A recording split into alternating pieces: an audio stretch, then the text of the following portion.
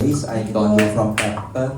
Okay, so as you embark on this new journey, ano yung mga part ng wishlist nyo or maybe nasa bucket list nyo? Like maybe mag-appear sa ganitong Japanese show or magkaroon ng concert in this particular city or province in Japan. Ano yung mga nasa wishlist nyo?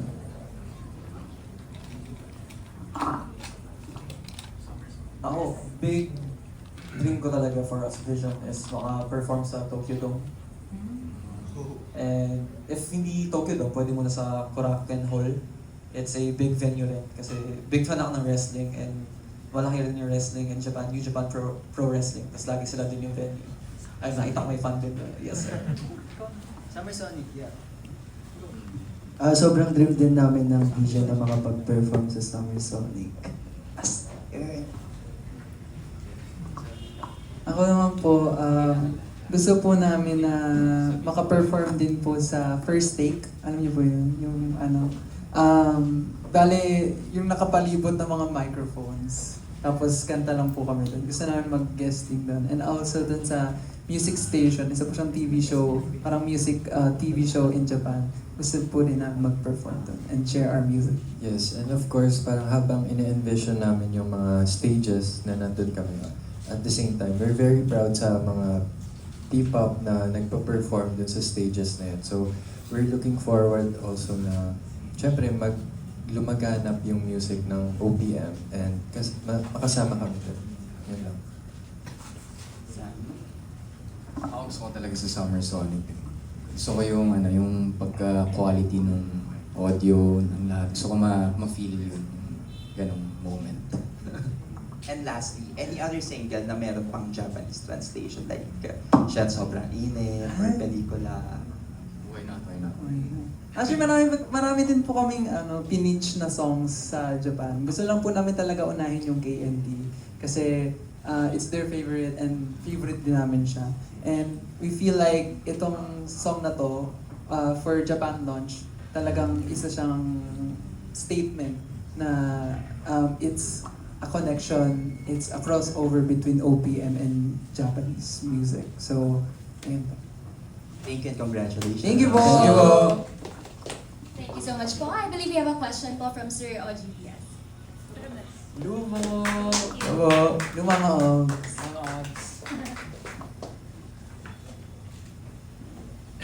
Kayo nakatingin.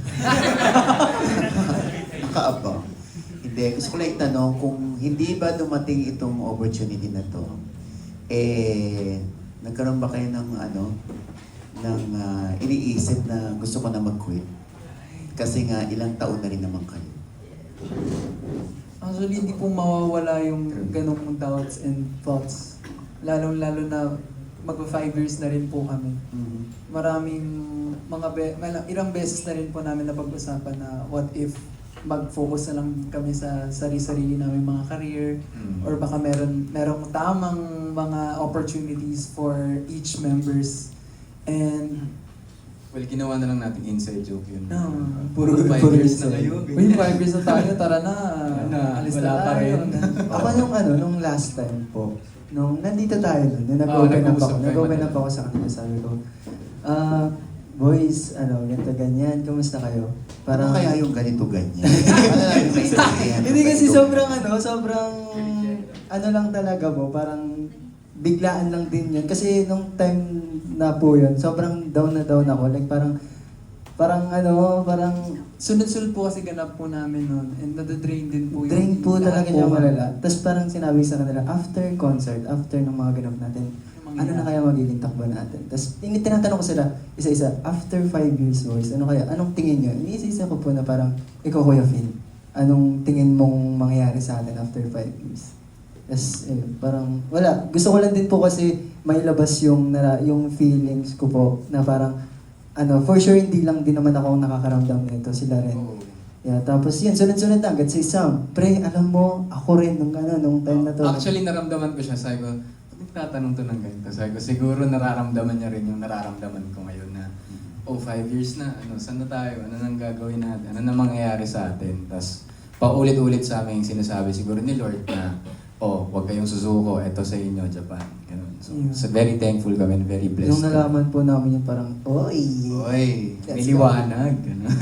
isa po sa mga parang binigay sa amin yung Japan. Pero ang dami pa rin pong ibang blessings na after ng concert, sunod-sunod din talaga yung iba pang mga ganap Yeah. na binigay sa amin. And parang sign po siya na kung iniisip niya na tapos na to, ganyan, marami pang pwedeng mangyari, marami pang pwedeng opportunities na ibibigay sa amin. So, yun. Okay, so next question. Kung hindi ba kayo pinagbabawalan na mag-girlfriend? Ay! Hindi naman po sa hindi pinagbabawalan, pero parang mas ano po kami, parang ina-encourage po kami na mas mag-focus sa career. Siyempre, lilipad po kami sa ibang bansa, marami pong ganap. So, mas pinipili din po namin na mas mag-focus sa career instead na, makipag-mingle. So ano outlet nyo? Ano po? Maglaro ng mobile games. Yeah. Tsaka mag-live. Okay, live. Nagla-live ako. Hindi naman siguro masama, hindi rin maiwasan magkaroon ng crush. Ay! Nagkakaroon kami ng crush, ganyan. Happy crush. Follow-up question daw. Sinong crush mo? Ayun. Actually, ka-concert lang, it's si Ryuji.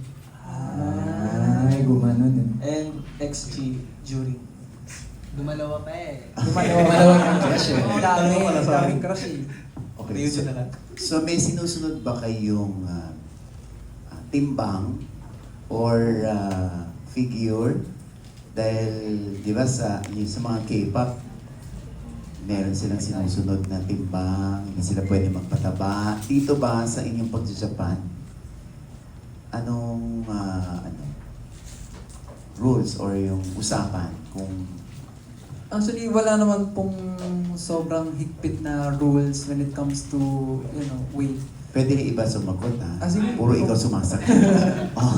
Ako, personally po kasi, nag-training po ako sa Korea and win-away kami every week. Tapos if hindi mo ma-meet yung goal mo, magkakaroon ka ng penalty or paparusahan ka ng exercises, gano'n. Oh. And it's one thing na kinahahanga ako dito sa P-pop industry, especially dito sa Cornerstone, na hindi ka naman encourage, hindi ka naman strict. Kumbaga, in-encourage ka lang kung saan ka comfortable when it comes to your body, kung saan ka confident, as long as happy ka sa kung ano yung weight mo ngayon, then supported ka na. Kayo, Tsaka, tsaka kami kasi we prioritize fitness talaga. Kasi every time we perform, ayaw namin nang hinihingal kami, ayaw namin Totoo yan. na parang nabibitin yung energy na binabato namin sa audience. So, we make sure na kahit na pagtapos ng training, mag-workout kami on our own, mag-conditioning on our own, and then pag magkasama kami, nagko-conditioning din kami. So, might as well we have to look good and be fit. So, follow-up sa'yo, yung Muay Thai ba yun? Yes. So, itutuloy mo pa rin ba yan? Magja-Japan kayo, baka masira ang mukha mo. Ano lang naman siya, parang outlet lang. Kumbaga, pag nasistress ako, doon ako dumidiretso. So, Doon niya, binubuhos. yes. Si Enzo. Ano naman po, sa question nyo, parang, ayun nga, nakakatawa kasi from the start pa lang nung nagtitraining kami, wala naman like, yung very direct. Kasi parang kami din, like pag nagpupunaan kami, hindi kami yung parang direct ko na ganito ka na, ganyan ka na. Kasi hindi mo naman pwedeng, I think, it's a self-matter, mental health issue din siya na parang pag nagbago yung katawan ng isang tao, hindi mo naman pwede sabihin na magbago siya agad. Siyempre, may pinagdadaanan din lahat ng katawan ng isang tao. Pero, na yun, parang as a group, we're self-conscious na and we're doing our best and lagi kami nagtitraining to be fit and to show the people kung ano yung kaya namin gawin as a monsters of people. Yeah. Kumbaga nasa amin na talaga yun kung ano yung nakikita nila. Like ako, parang tinatanong ko sila, nag-gain ba ako ng ganito, ng weight, ganito. Tapos parang ako po kasi sobrang conscious ko po. Parang onting kain ko lang, tapos pag sumayaw ako, mabilis ako pagpawisan. Parang feeling ko, nag-gain ako. So parang, kailangan ko mag-workout ulit. Kailangan ko mag-workout pa, like everyday talaga ganun. So parang yun, nasa sa amin po siya. Last question. Dahil hindi man makakaila na magagandang lalaki kayo, nakatanggap na rin ba kayo ng indecent proposal mula sa mga bati?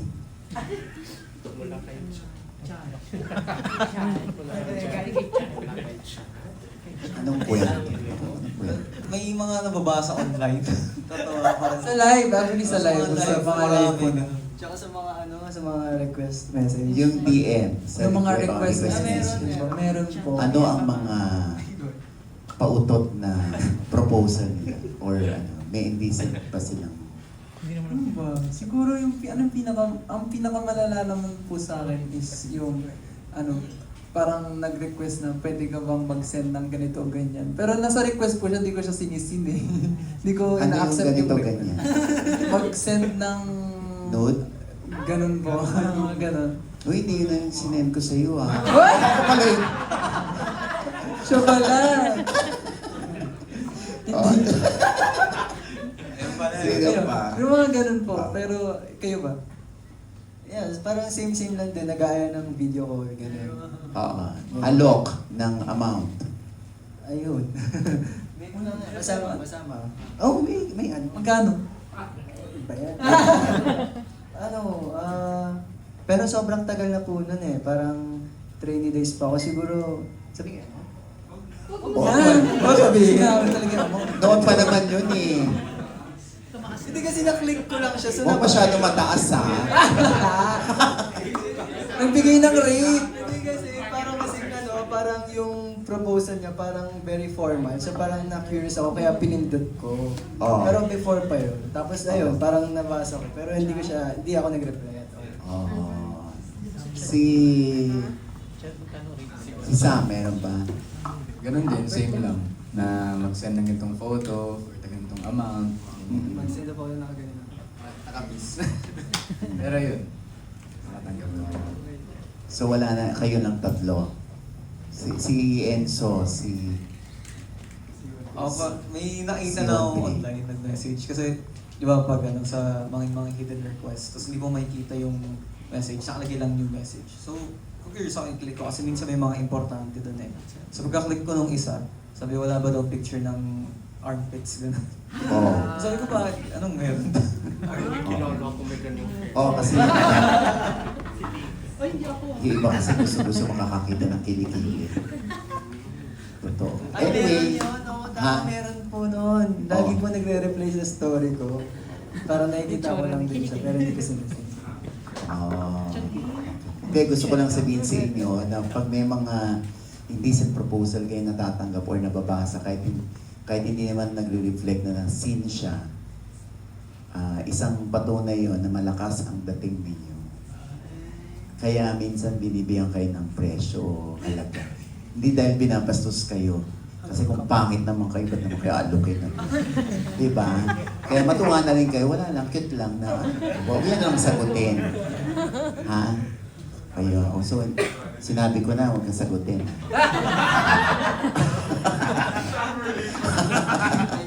Ayan. Thank you po. Good luck sa inyo ha, Bisyo. Thank you. Thank you po. Thank you. Ay, si Jude Thank daw. you po. Si Jude. Other questions One Music. po? Si Jude ng One Music. Ay, si Chris. Si Chris Ramos ng One Music. Kamukha niya. Chris Ramos ng One Music PH. Ito kami apelido pa nga, Chris Hello Ramos. po. So, curious lang ako, may, nung na-meet niya yung mga people from PIA from PIA for the first time, meron ba silang mga specific na sinabi sa inyong mga observations or pointers or mga bilin, gano'n, or any kind of observation sa inyo or sa hip-hop in general? Kasi nung pumunta po sila dito, nung nagkaroon po kami ng meeting, sobrang natutuwa po kami sa kanila kasi sobrang cute nila. Tapos sinabi nila sa amin na meron daw J-pop group na medyo similar po kami. So, para sa amin, it means a lot rin. Kasi, ayun, parang of all, yung tinrust kami ng PIA Corporation na sinabi nila na may big potential daw kami sa Japanese market. So it is something that we're humbled for this opportunity, and sobrang excited din kami na makapunta sa Japan to meet PIA Corporation again and to perform sa Japanese audience. Yes, and actually, add ko lang na parang nung first meet namin, may dala-dala silang treats from Japan. So parang ang cute lang din na they're formal and at the same time parang may ano din sila, fun side sila na pinapakita. And ayun, parang yung first impression din nila sa amin na mukha daw kaming Japanese, ganun. So, ayun lang. We're looking forward to work with them. Actually, sobrang thoughtful din nila. Kasi yun nga, aside from sa gift na binigay nilang treats, nung concert rin namin, alam niyo yung Big Son, yung mga character namin. So, Yes. Customer. May binigay sila na ano din, na parang fan, na may ano namin, name namin in Japanese, tsaka mga stickers na kung ano yung personalities namin. Ayun. Sige, thank you and Thank you congrats. po. Hi, congratulations. I'm Carrie from Parsing. Hello.